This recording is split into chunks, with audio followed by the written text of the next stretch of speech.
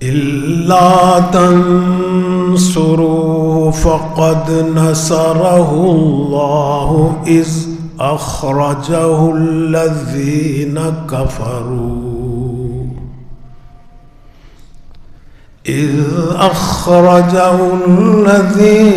كفروا ثاني اثنين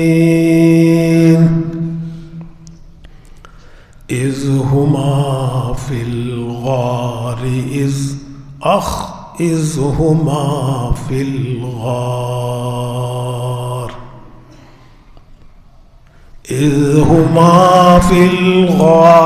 إذ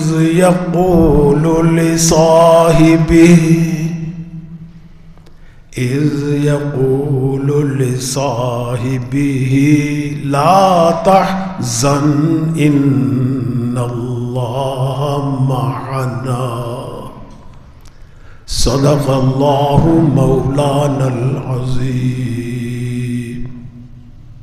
وصدق رسوله النبي الكريم ونحن على ذلك من الشاهدين والشاكرين والحمد لله رب العالمين.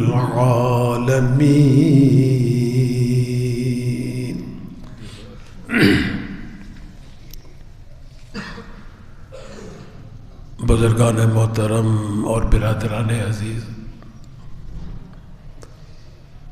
آج جس مہینے میں ہم اور آپ موجود ہیں،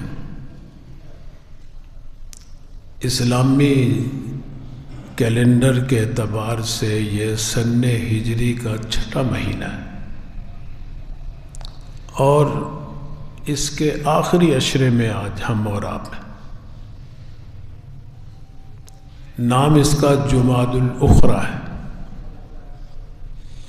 جمادی الثانیہ بھی کہتے ہیں، جمادی الاخری بھی کہتے ہیں، اور اس کے آخری عشرے میں آج ہم اور آپ موجود ہیں۔ جب یہ عشرہ آتا ہے تو اسلامی تاریخ کے ایک عظیم المرتبت شخصیت کی یاد تازہ کر دیتا ہے۔ خود بخود ہمارے اذہان، مسلمانوں کے قلوب اس طرف متوجہ ہوتے ہیں، اور وہ کون سی عالی مرتبت عظیم الشان شخصیت ہستی ہیں، وہ سیدنا ابو بکر صدیق رضی اللہ تعالی عنہ کی شخصیت ہے،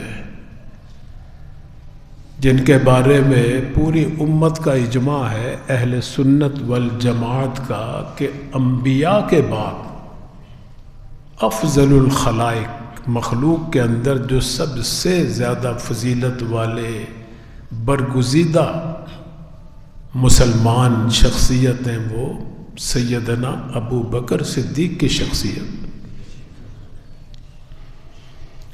قرآن کریم کی جو آیتیں میں نے تلاوت کی ہیں،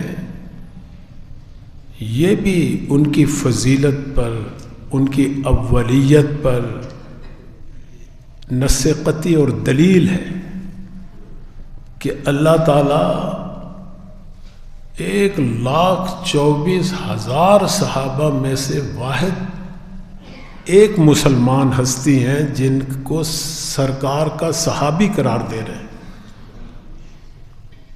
اسی لیے علماء کا اتفاق ہے کہ ان کے صحابی ہونے پر جو انکار کرے گا وہ مسلمان نہیں رہتا، دائرہ اسلام سے خارج ہو جاتا۔ اس لیے کہ اللہ تعالیٰ خود فرما رہے ہیں، ان کی صحابیت کا اللہ ذکر کر رہے ہیں کہ یہ صاحب ہیں، ساتھی ہیں میرے محبوب کے۔ فرمائے کہ اذ ہما فی الغار اذ یقول لصاحبہ، وہ وقت یاد کرو جب دونوں یہ غار میں تھے، اور پھر دونوں میں سے ایک نے کہا اپنے صاحب کو، اپنے ساتھی کو، کیا کہا؟ فرمائے کہ لا تحزن ان اللہ معنا،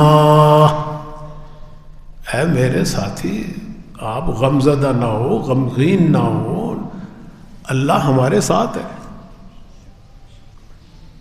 پس منظر اس آیت کا یہ ہے کہ جب سرکار دو عالم صلی اللہ علیہ وسلم ہجرت کر کے جا رہے تھے یثرب کی طرف، مدینہ طیبہ کی طرف، راستے میں کچھ دن آپ نے غار ثور کے اندر قیام کیا، پیچھے دشمن لگے ہوئے تھے آپ کی تلاش میں۔ غار ثور بڑی تنگ سی جگہ تھی، جب وہاں آپ روپوش ہوئے، دشمنوں کی نظروں سے پوشیدہ ہوئے کہ جب اطمینان ہوگا پھر آگے سفر شروع کر دیں گے، تو دشمن وہاں تک پہنچ گیا تھا، اور وہ ایسی جگہ تھی کہ اگر بالکل قریب آتے تو آپ کے قدم مبارک نظر آ رہے تھے، قدموں پہ نظر پڑ جاتی تو دشمن کامیاب ہو جاتا۔ تو اس میں کسی کا اختلاف نہیں کہ اس سفر میں جو یار تھے، رفیق سفر تھے، وہ صدیق اکبر تھے۔ صدیق اکبر خود نہیں ڈرے اپنی جان کے اوپر، انہیں جو ڈر اور خوف اور غم اور حزن ملال ہو رہا تھا وہ سرکار کی جان کے بارے میں، کہ یا رسول اللہ دشمن اگر آ گیا ہمارے قدموں کو دیکھ لیں گے تو نقصان پہنچائیں گے آپ کو۔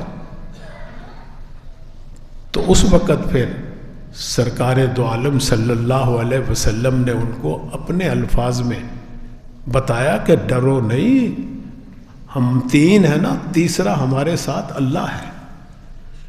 وہی اللہ تعالیٰ قرآن کریم میں حضور صلی اللہ علیہ وسلم کی بات کو، ان کے جذبات کو ذکر فرما رہے ہیں اس آیت مبارکہ میں۔ فرمایا کہ اذ اخرجہ الذین کفروا ثانی اثنین اذ ہما فی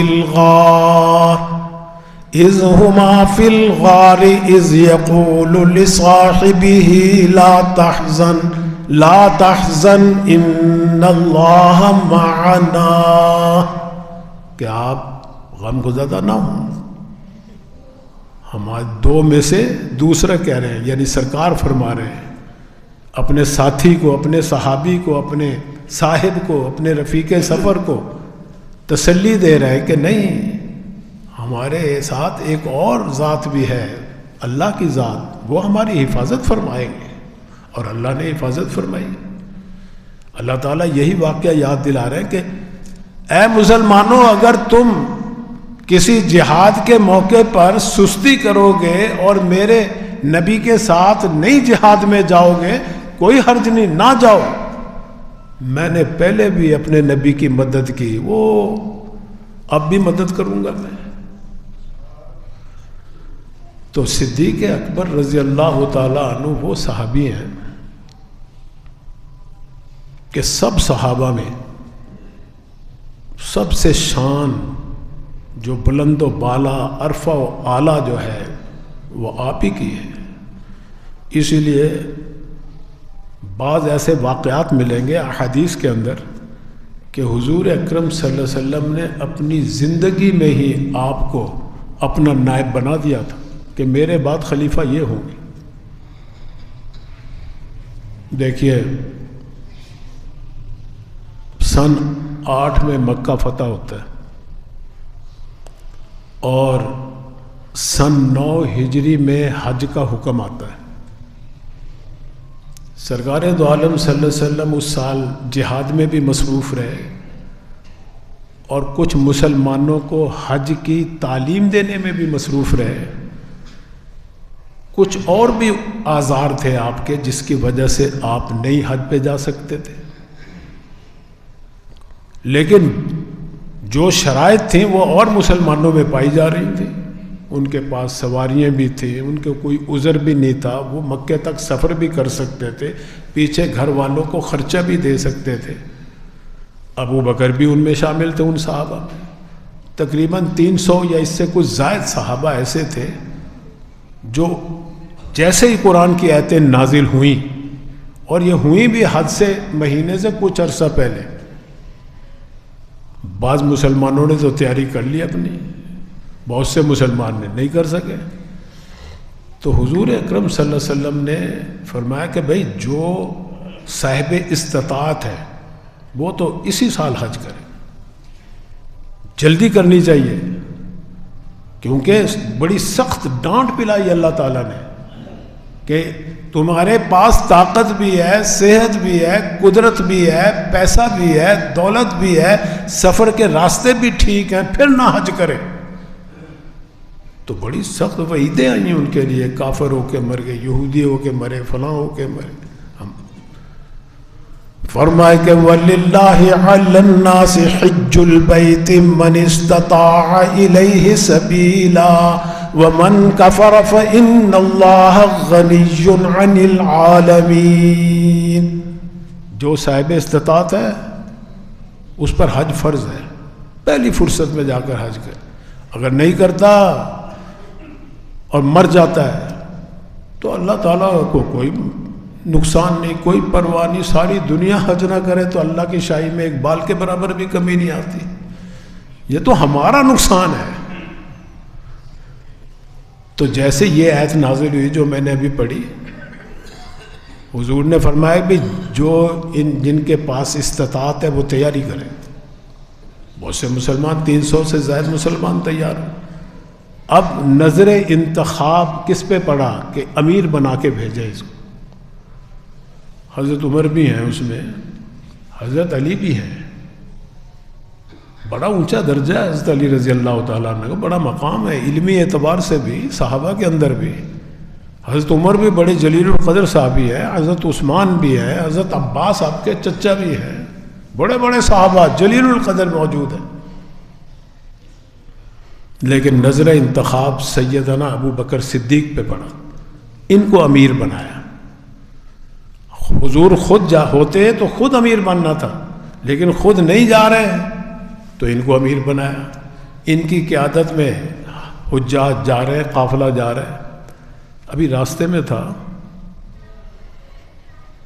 تو پیچھے سے ایک اونٹنی پر کوئی سفر کرتا ہوا آ رہا ہے. جوں جوں وہ قریب آتی گئی اس قافلے کے بلبلاتی بھی گئی. وہ اس بلبلانے کو آواز تھی اونٹنی کے بولنے کی، اس کو بلبلانا کہتا ہے. حضرت ابو بکر صدیق رضی اللہ تعالیٰ عنہ نے سن لیا کہ بھی پیچھے تو یہ وہ اونٹنی آ رہی ہے جو سرکار دو عالم صلی اللہ علیہ وسلم کی اونٹنی ہے. اس کی آواز سے پہچان لیا آپ نے. تو آپ کو یہ ہوا کہ شاید سرکار تشریف لا رہے ہیں. جب اونٹنی قریب آئی دیکھا حضرت علی رضی اللہ تعالیٰ عنہ سوار ہے اس پہ. آپ نے سمجھا کہ بھئی عین ممکن ہے کہ کوئی وحی نازل ہوئی ہو مدینے میں. حضور اکرم صلی اللہ علیہ وسلم تو مدینے میں تشریف فرمائے، وحی نازل ہوئی ہوگی اور وحی میں اللہ تعالیٰ نے حکم دیا ہوگا کہ امیر حج علی کو بناؤ، اس لیے حضور نے حضرت علی کو بھیجا ہے. آپ کوئی رنجیدہ نہیں ہوئے، کوئی افسردہ نہیں ہوئے.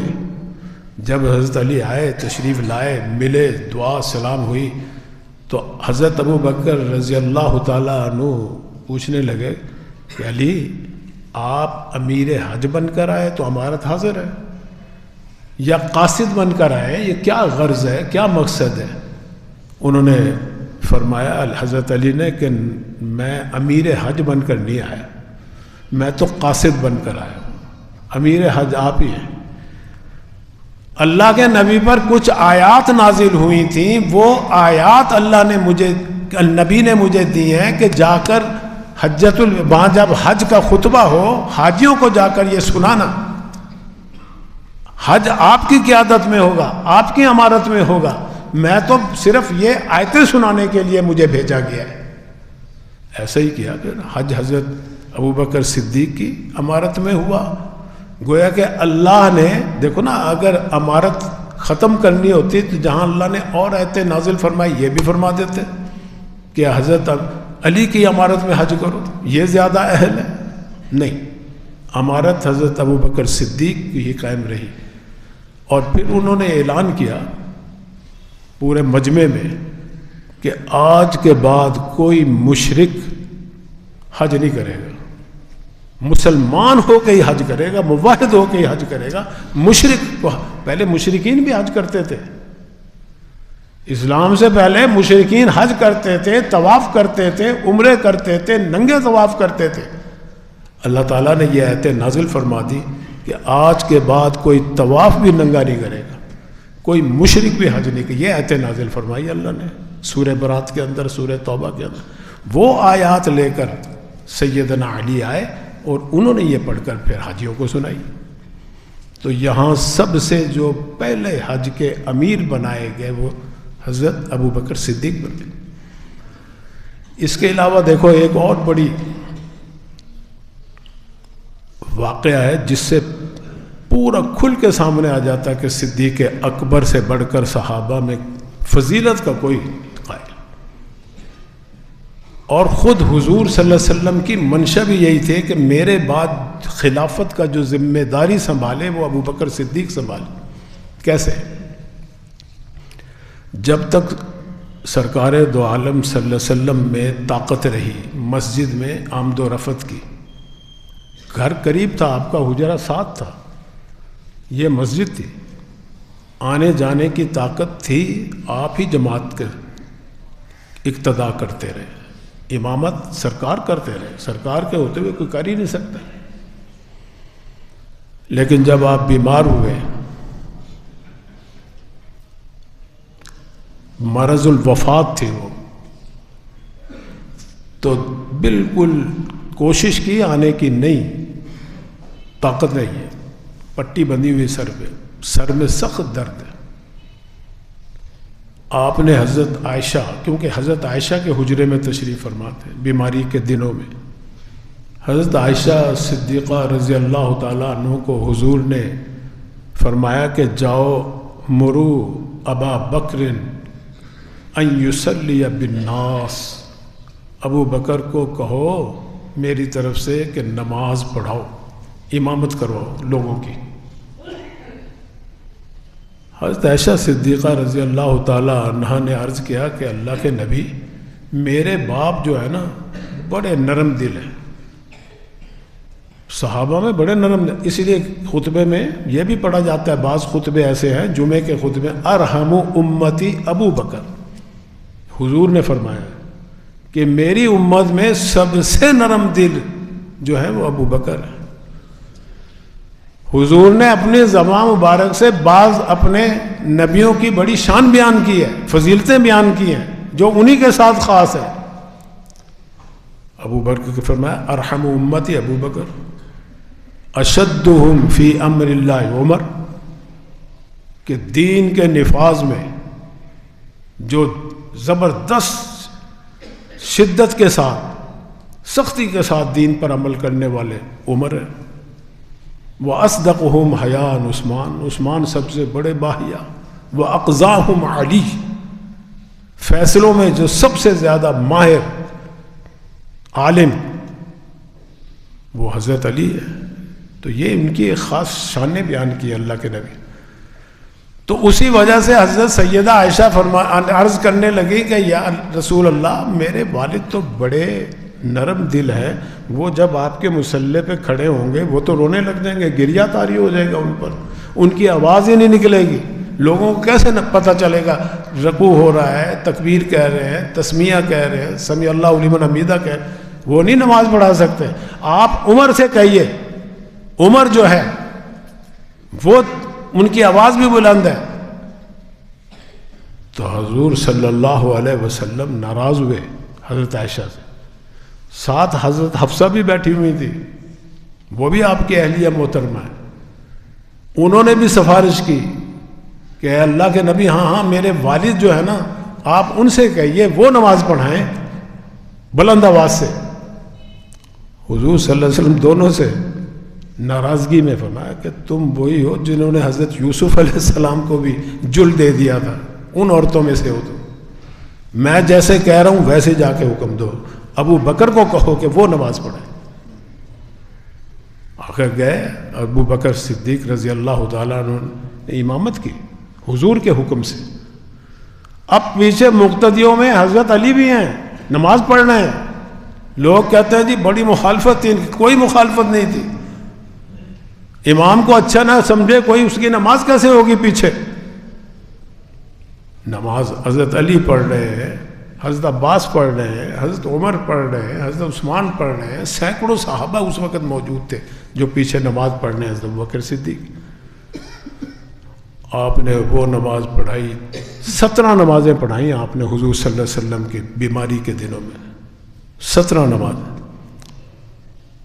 اچھا, ان 3 دنوں کے اندر, یہ 3 دنوں کی بنتی ہیں, 9 ربیع الاول کے عشاء سے پڑھائی رات سے, اور پھر 12 ربیع الاول کی فجر تک پڑھاتے رہے.